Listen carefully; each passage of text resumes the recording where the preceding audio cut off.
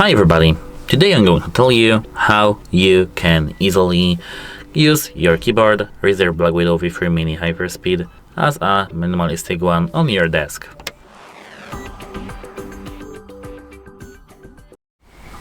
So, I do recommend to use your keyboard with the LED lights off, because as you can see, it looks just good.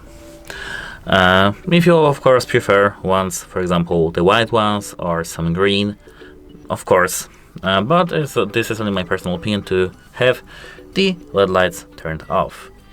Apart from that, to use your keyboard as a minimalistic one,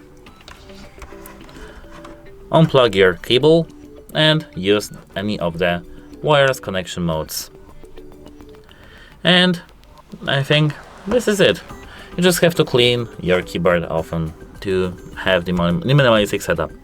That's it, hope it helps you, and goodbye.